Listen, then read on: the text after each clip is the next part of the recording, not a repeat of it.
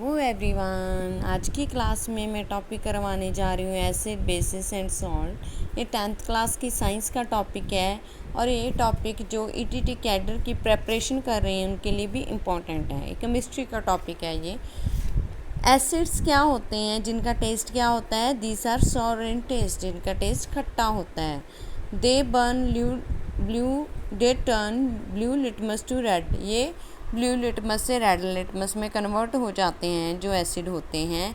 They give H positive ions in aqueous solution, और ये H positive ions देते हैं एक्वस सोल्यूशन में। एसिड्स कोडेड मेटल्स होते हैं इसमें। ओवरऑल आप जिस 7th क्लास में भी टॉपिक आपका पढ़ा होगा कि एसिड्स क्या होते हैं जिनका टेस्ट क्या होता है? खट्टा होता है। लाइक जो ऑरेंज हो गया, लेमन हो गया, और भी कोई वर्ड्स हो गए जैसे विनेगर हो गया। इन सभी में क्या होता है? एसिड प्रेजेंट होता है। एग्जांपल्स क्या होगी? Strong acid, weak acid. Strong acid कौन से होते हैं? जो स्ट्रॉन्ग होते हैं डिसोशिएट हो जाते हैं, जैसे HCl डिसोशिएट होकर क्या बनेगा? H positive Cl negative ion. H2SO4 क्या होता है? सल्फ्यूरिक एसिड होता है। ठीक है, उसे हम क्या बोलते हैं? सल्फ्यूरिक एसिड बोलते हैं। क्लियर? और आगे हैं बेसिस क्या होते हैं? These are bitter in taste, जिनका टेस्ट क्या होता है? बिटर इन टेस्ट होता है। They turn red litmus to blue, और सॉपी इन टच होते हैं ये। They give OH negative ions in aqueous solution, जो माइनस वाले नेगेटिव आइंस देते हैं। लाइक स्ट्रॉन्ग बेसिस हो गए NaOH सोडियम हाइड्रोक्साइड, KOH मतलब पोटेशियम हाइड्रोक्साइड, और CaOH2 मतलब कैल्शियम हाइड्रोक्साइड। इनके आपको फुल नेम्स याद होने चाहिए। अब मैंने आपको एसिड भी बता दिया, बेसिस भी क्या बता दिया क्या होते हैं। एसिड जिनका टेस्ट खट्टा होता है, सिंपल वर्डिंग में याद रखो बस।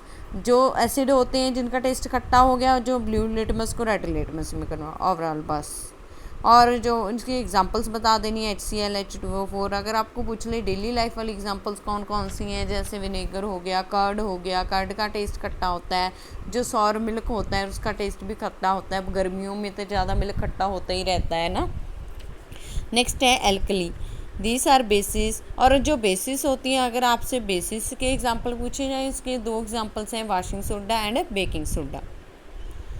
एल्कली क्या होते हैं? These are bases which are soluble in water, जो सॉलेबल हो वाटर में। Indicator, these are the substances which changes their colour smell in different types of substance, जो कलर और स्मेल को क्या कर दें? चेंज कर दें। Types of indicator, natural indicators और कौन से होते हैं?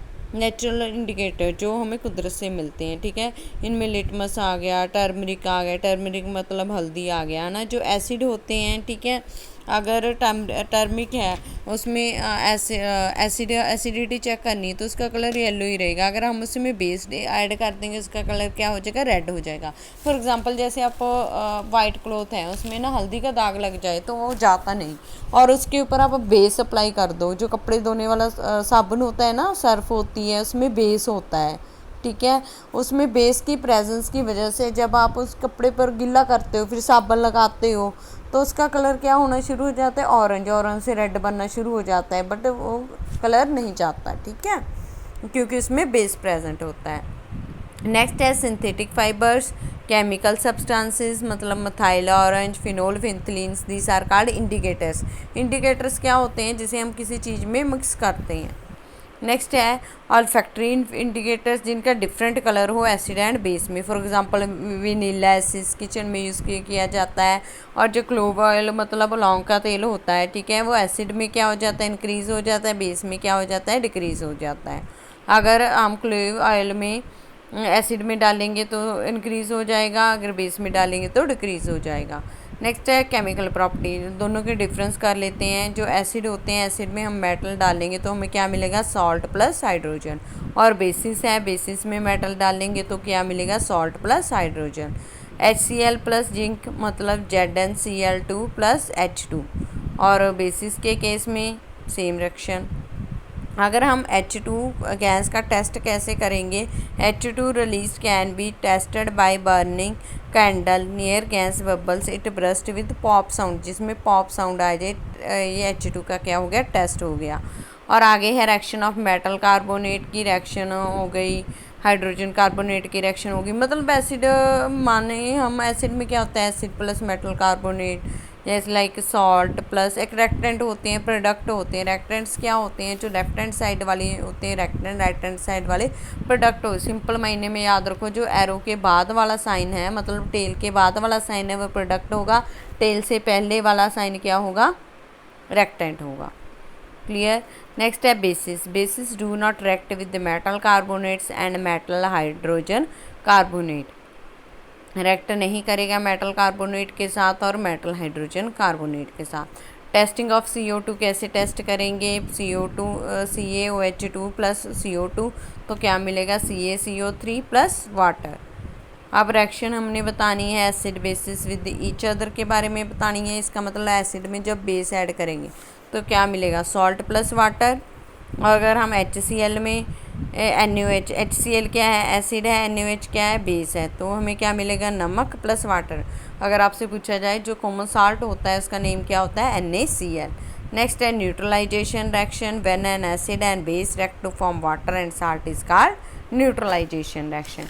इस क्लास में मैंने आपको न्यूट्रलाइजेशन के रिएक्शन के बारे में बताया, बेसिस के बारे में बताया, एसिड के बारे में बताया, उनके एग्जांपल्स के बारे में बताया। ठीक है, इस टॉपिक को अपने अच्छे तरीके से लर्न करना है। एक सेकंड पार्ट इसका और बनाऊंगी मैं।